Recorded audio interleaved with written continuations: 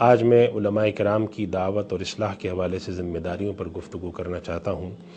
یہ گفتگو ہر دور میں اہمیت رکھتی رہی ہے، لیکن آج کے دور میں اس کی اہمیت کیوں زیادہ ہے کہ علماء کرام کون ہوتے ہیں؟ تو اس وجہ سے ذہن میں رکھنا چاہیے کہ علماء ہوں یا مشائخ ہوں یا مصلحین ہوں یا داعی ہوں، یہ وہ شخصیات ہیں جن کا دین سے بنیادی تعلق ہوتا ہے اور دین کے اندر یہ رہنما ہوتے ہیں۔ اللہ سبحانہ و تعالیٰ نے یہود و نصارہ پہ جب اعتراض کیا ہے قرآن کریم میں، اور ان کے اوپر جو بہت سارے سوالات اٹھائے ہیں، ان میں ایک سوال اللہ تعالیٰ نے یہ بھی اٹھا ہے لولا ینہاہم الربانیون والاحبار، کہ ان کے جو ربانیین، ان کے جو علماء، ان کے مشائخ، ان کے بڑے لوگ ہیں، احبار اور ربانیین یہ کہلاتے تھے، یہ کیوں ان کو نہیں روکتے؟ اس سے معلوم یہ ہوتا ہے کہ اللہ تعالیٰ بجا طور پہ دین کی جو نمائندہ شخصیات ہوتی ہیں، جن میں علماء شامل ہیں، جن میں مشائخ شامل ہیں، جن میں داعی شامل ہیں، جن میں مبلغین شامل ہیں، ان سے یہ مطالبہ رکھتا ہے اور ان سے یہ تقاضا کرتا ہے کہ جو دین کے اصول اور دین کے احکامات ہیں وہ دوسروں کے لیے بھی ہیں، مگر آپ کے لیے ان کی اہمیت زیادہ ہے۔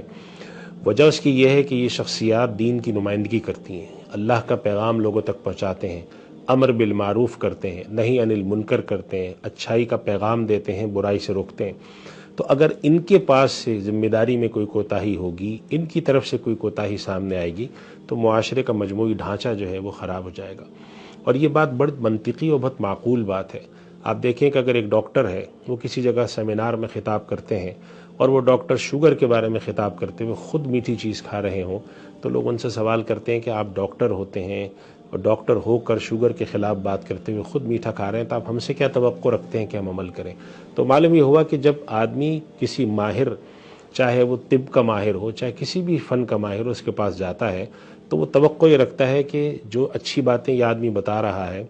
اس اچھی باتوں پر پہلے یہ خود عمل کرنے والا ہو، خود احتیاط کرنے والا ہو، تب مجھے یہ کہیں۔ اگر ایک ہارٹ اسپیشلسٹ دوسروں کو کہتے ہیں کہ آپ احتیاط کریں، آپ مسالے دار چیزیں نہ کھائیں، چکنائی والی چیزیں نہ کھائیں، لیکن وہ خود یہ کام کرتے ہوں، تو ظاہر سی بات ہے کہ ان کی بات میں اثر نہیں ہوگا۔ تو اللہ تعالیٰ نے اسی اصول پر، اسی واضح منطقی اصول پر ارشاد فرمایا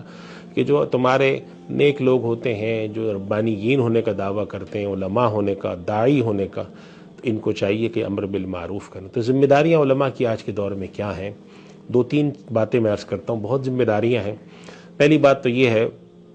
کہ آج کے دور میں چونکہ اختلاف بڑا ابھر کے سامنے آتا ہے، تو کم سے کم یہ بات لوگوں کے علم میں ہونی چاہیے کہ صحیح کیا ہے اور غلط کیا ہے، اور اس بات کو بتانے کے لیے علماء کا ایک کردار ہونا چاہیے۔ غلط بات کے بارے میں وہ امر بالمعروف اور نہی عن المنکر کے اصول کے تحت غلط بات کے بارے میں لوگوں کو تنبیہ کرتے رہیں اور صحیح بات کے بارے میں بتاتے رہیں۔ یہ پہلا اصول ہے، یہ علماء کی ذمہ داری شروع سے ہے، اور اس امت کی اللہ تعالیٰ نے یہ ذمہ داری بیان فرمائی ہے، تأمرون بالمعروف وتنہون عن المنکر، تم امر بالمعروف کیا کرو گے اور نہی عن المنکر کیا کرو گے۔ پہلی ذمہ داری خدا کا پیغام پہنچانا، دوسری ذمہ داری کہ خدا کا پیغام صحیح طریقے سے پہنچانا۔ یہ بڑی اہمیت کی بات ہے کہ اگر ایک آدمی داعی ہے، ایک آدمی عالم دین ہے، ایک آدمی خطیب ہے، ایک آدمی مناظرہ کرنے والا ہے، ایک آدمی لوگوں کے لیے مشیخت کے منصب پہ بیٹھا ہے، شیخ ہے، اس کی گفتگو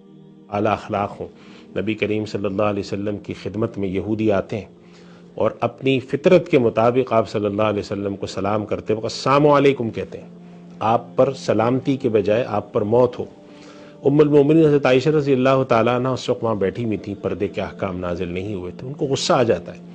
سمجھ جاتی ہیں کہ یہ السلام علیکم کے بجائے السلام علیکم کہہ رہے ہیں، تو غصے میں آ کر وہ جواب میں ارشاد فرماتے ہیں علیکم السلام واللعنۃ والغضب، تم پر موت ہو، تم پر لعنت ہو خدا کی، تم پر خدا کا غضب ہو۔ تو آپ علیہ السلام ارشاد فرماتے ہیں کہ عائشہ نرمی سے بات کرو۔ وہ عرض کرتی ہیں کہ اللہ کے رسول آپ ان کی حرکت نہیں دیکھتے کہ یہ آپ کو کیسے مخاطب کر رہے ہیں؟ آپ نے فرمایا تم نے مجھے نہیں دیکھا، میں نے کیا کہا؟ آپ صلی اللہ علیہ وسلم نے جواب میں وعلیکم فرمایا تھا، یعنی کہ جو تم مجھ پر کہہ رہے ہو وہ میرے زبان سے، نبی کی زبان سے تم پر ہو۔ تو اس سے معلوم یہ ہوا کہ دوسرا جو بہت بڑا فرض منصبی ہے،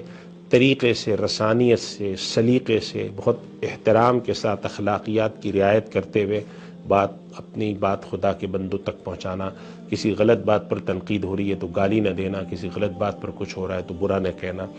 اور تیسری بات یہ کہ جہاں اختلاف رائے ہو وہاں پہ آداب کی رعایت رکھنا، گالم گلوچ، برا بلا۔ اس وقت ایک ماحول ایسا بن گیا ہے کہ ہمارا کسی سے اختلاف رائے ہو، کسی سیاسی مسئلے پہ، سماجی مسئلے پہ، دینی مسئلے پہ، ہمارے یہاں طنز کیا جاتا ہے، طعن کیا جاتا ہے، تشنیع کی جاتی، گالیاں دی جاتی ہیں، برا بلا کہا جاتا ہے، غلام کہا جاتا ہے، اور جسے کہتے ہیں دوسرے کا کہ جوتا بردار کہا جاتا ہے، یہ سب باتیں کرنا جو ہیں یہ بنیادی طور پر غلط ہیں۔ صحیح بات کرنے کے لیے صحیح طریقہ اختیار کیا جائے، صحیح اسلوب اختیار کیا جائے تو ضرور اثر ہوتا ہے۔ آخری بات میں عرض کرتا ہوں، اللہ تعالیٰ نے قرآن کریم میں